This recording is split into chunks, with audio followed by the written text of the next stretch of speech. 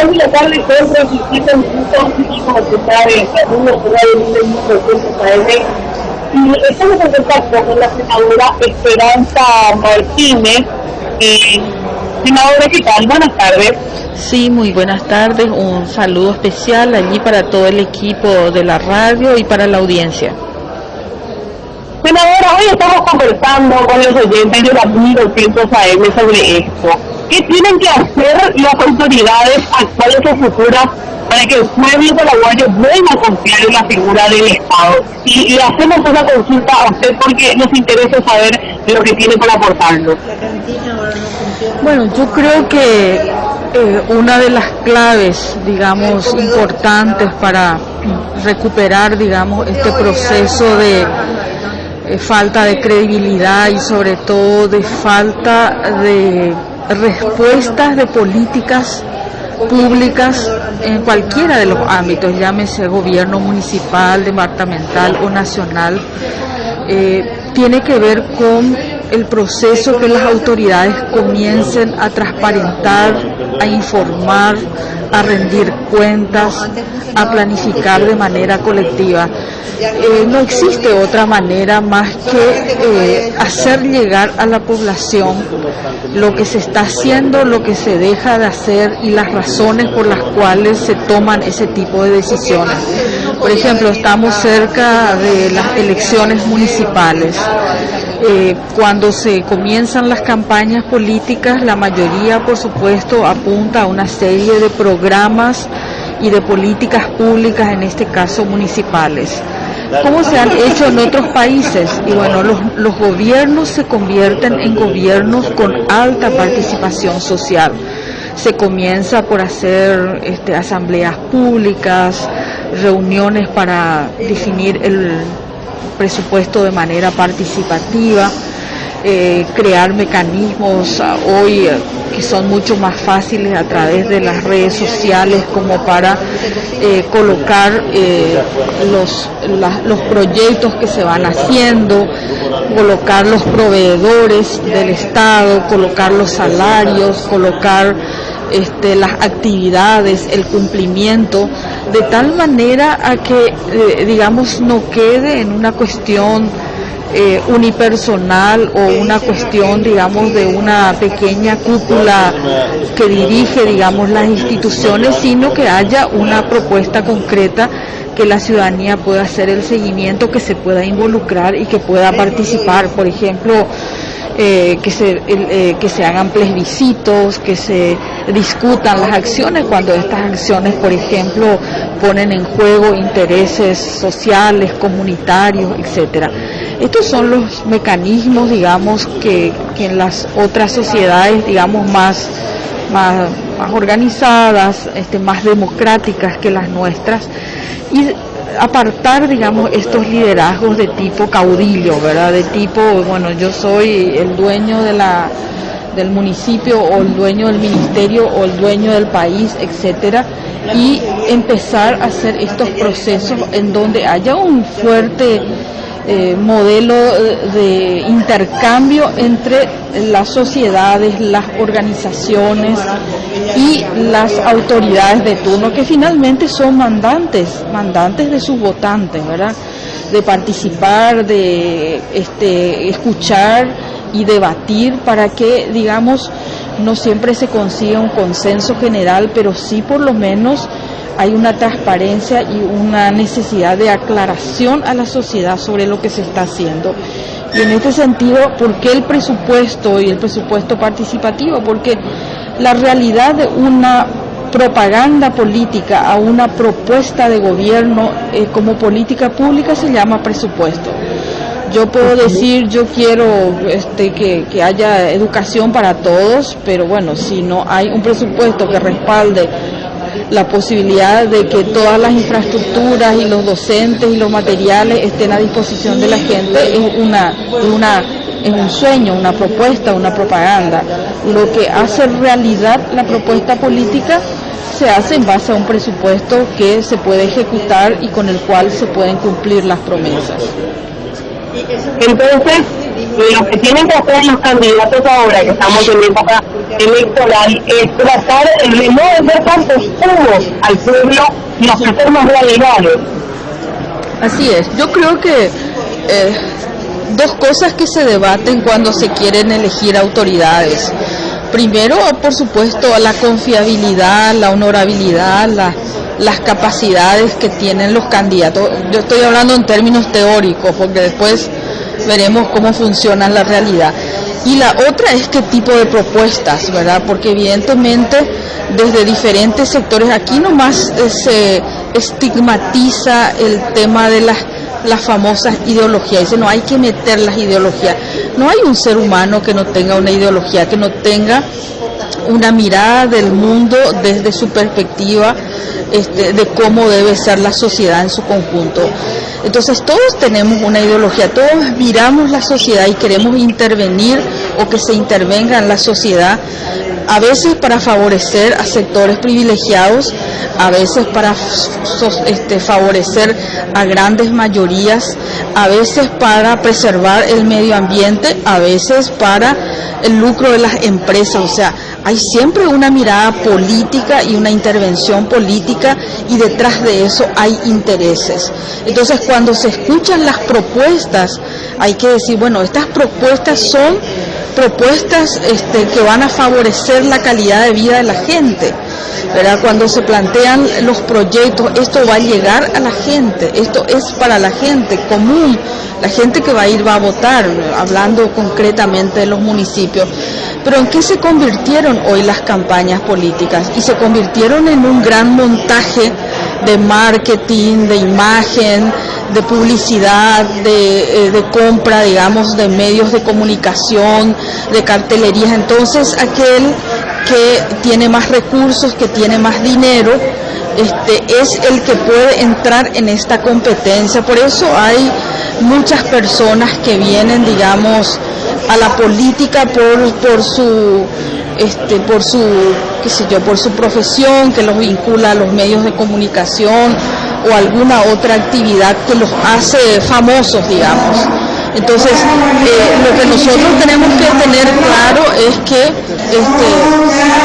a veces pueden, por supuesto, ser buenos candidatos y tener buenas propuestas, pero se abandona este tipo de debate y lo que importa es toda una estrategia casi mercantilista de marketing, de encuestas, de posicionamientos, etcétera.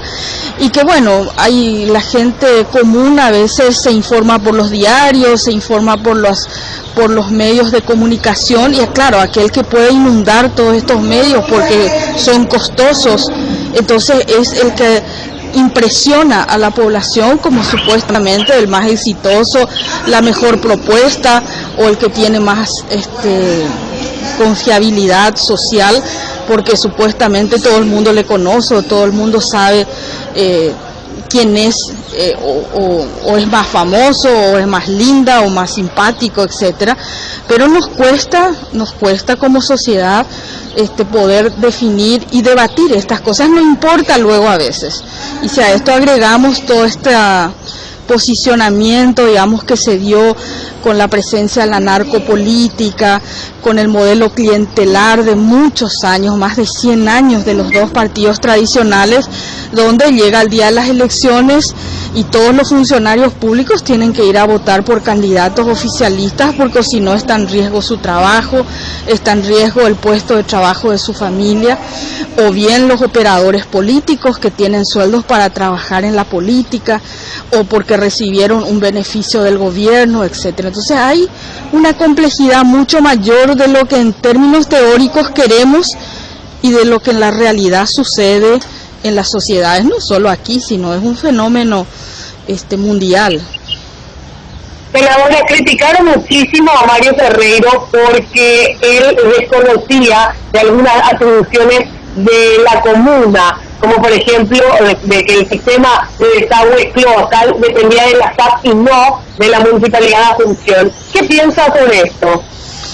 Y bueno, ahí tenés un ejemplo de que a veces uno confía mucho en digamos, en la popularidad de la persona, en que la gente va a votar porque la gente lo conoce, etcétera. Y realmente a lo mejor él está descuidando el construir realmente un equipo político que se ocupe de buscar las soluciones para, en este caso, el municipio de Asunción.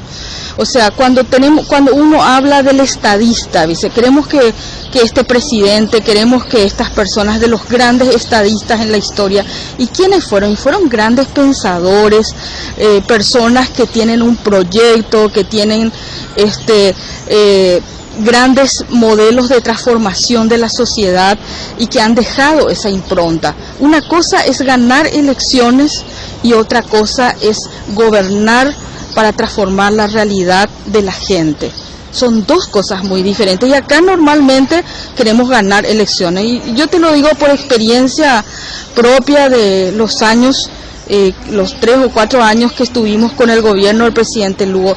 Nosotros llegamos con una coalición política, ganamos las elecciones, pero evidentemente no hemos trabajado una propuesta política consensuada con todos los sectores que estábamos aliados. Entonces, cuando llegábamos a situaciones concretas de gobierno, teníamos profundas diferencias, a lo mejor con el sector liberal o con el sector de otros, porque no habíamos consensuado, bueno, ¿cómo vamos a hacer no sé, la reforma agraria o cómo vamos a hacer la protección del medio ambiente, ¿verdad? Algunos nosotros teníamos posturas sobre los agrotóxicos, otros eran defensores de las grandes fumigaciones. Entonces, ese es el debate social que hay que hacer. Y en el caso del compañero Mario, probablemente a lo mejor él está confiando mucho más en el conocimiento que se tiene de él, en su popularidad, en sus grandes habilidades, digamos, como una persona que tiene encantos, que tiene cualidades, digamos, para conquistar a la gente, y está descuidando su rol real, que va a ser conducir transformaciones para Asunción. O sea, Asunción necesita un pensamiento estratégico que cambie esto, que digamos, bueno, ¿cómo vamos a resolver el problema, no sé, de la basura, del tránsito, de la educación, de la salud, de la morosidad, no sé, no conozco todos los problemas de Asunción, ¿verdad? Yo soy lambareña, pero esa es la gran discusión y esa es el gran debate político que tenemos que hacer. Por eso es que es importante que ustedes, los medios de comunicación, coloquen a los candidatos, expongan a los candidatos a que nos digan lo que van a hacer, a que puedan responder las preguntas de la gente. Y ahí cuando uno ve estas debilidades, digamos, y uno puede entender que lo que yo te decía hace rato, una campaña pediátrica, una campaña de, no sé, de carteles, de gigantografías, etcétera, a veces puede esconder un candidato que finalmente no es el mejor o no es la mejor, ¿verdad? Pensando en términos generales. Bueno, ahora, varias de las personas dijeron que Mario Ferreiro fue colocado por su popularidad justamente, pero que vendría a ser un candidato oculto del presidente de la República. ¿Piensa que esto puede ser cierto o no? Bueno, yo creo que él vino a la arena política en este momento municipal muy cercano y propuesto inicialmente por el senador Blas Llano, que es una persona que hasta el momento, digamos, ha sido uno de los pilares fundamentales del gobierno cartista y de apoyar con su bancada o con parte de su bancada una serie de propuestas que, bueno, para nuestro criterio han sido el sello del gobierno de Cartes, y con el cual nosotros tenemos profundas diferencias. Entonces, de que hay una cercanía con los aliados del cartismo y que este sector duro del Partido Liberal, hoy asociado a defensor de la política cartista, es parte de su equipo de financiamiento, yo por lo menos no tengo dudas, ¿verdad? Creo que hay que mirar los diarios. Fue el senador Blas Llano el primero que habló de su candidatura. Entonces, allí nomás a nosotros nos cuesta creer de que él pueda tener independencia, ya que va a ser financiado por estos sectores, y detrás de Blas Llano están otros sectores, digamos, de la oligarquía paraguaya y asuncena sobre todo, que están muy ligados a la defensa de este gobierno, que es un gobierno empresarial, un gobierno que viene para hacer grandes negocios transnacionales, etcétera, que ustedes ya conocen perfectamente. Entonces, claro que uno tiene justificada duda sobre su posibilidad de mantenerse independiente de estos poderes. Él hablaba de $2 millones, o sea, no sé, yo necesito $2 millones para candidatarme. Y uno dice, ¿de dónde salen los $2 millones? Y bueno, sale del grupo del Partido Liberal, me imagino, porque los otros aliados son mucho más débiles. Y bueno, cuando hay $2 millones, nosotros estamos tratando de sacar un préstamo, ni quiero contar la cifra, para todos los municipios, los 170, donde vamos a combatir como Frente Guazú, y no se acerca ni mínimamente a estas cifras, ¿verdad? Entonces, él es un candidato que viene con mucho dinero, va a hacer una campaña en este momento donde va a haber una alta inversión. Entonces, en este proceso de transparencia, sería importante que él nos muestre las fuentes de su financiamiento. ¿Quién le financia? Porque nosotros estamos en condiciones de demostrar dónde está la plata que le financia a Ricardo Meyer, cuánto dinero hay detrás, cuántos contribuyentes, cuántas asados, polladas hemos hecho para poder hacer una campaña austera, una campaña como creo que debe ser en el Paraguay, donde la mitad de la población está por debajo de la línea de pobreza. No podemos gastar, como me decían algunos colegas senadores.